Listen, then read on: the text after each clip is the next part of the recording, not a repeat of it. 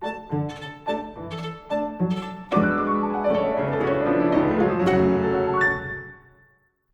and welcome to NPR's Class Notes. I'm Allison Young.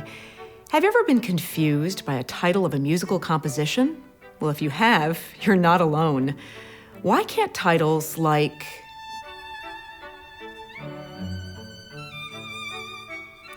be shorter and easier to remember? Well, let's find out.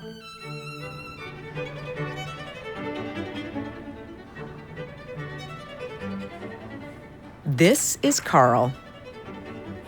He's studying and hoping to become a musical virtuoso, but there are some things he's having a hard time understanding. One of the things Carl finds most confusing is the way classical pieces are named. Take the title of this piece, for example. It's by Franz Joseph Haydn. Carl can't figure out why it's named this way. Well, how about we help Carl try to understand this naming system? We'll split the title into 6 sections and go through them one at a time, starting with the first, called the ensemble identification. This part of the title tells us what instruments the piece is written for. In this case, it's a string quartet, which is made up of 2 violins, a viola, and a cello. The second section is a number that indicates the number of quartets Haydn wrote over the course of his life. This piece is the 53rd quartet he wrote out of a total of 68 that we know of. So the next thing we see is the key. As you might guess, it tells us what key the piece was composed in.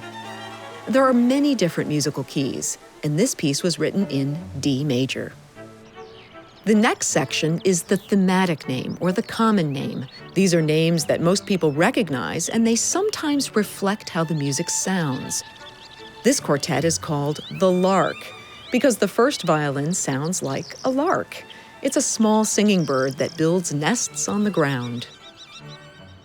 Next, we have the opus. An opus is a way of cataloging or organizing a collection of music by a composer written over a period of time.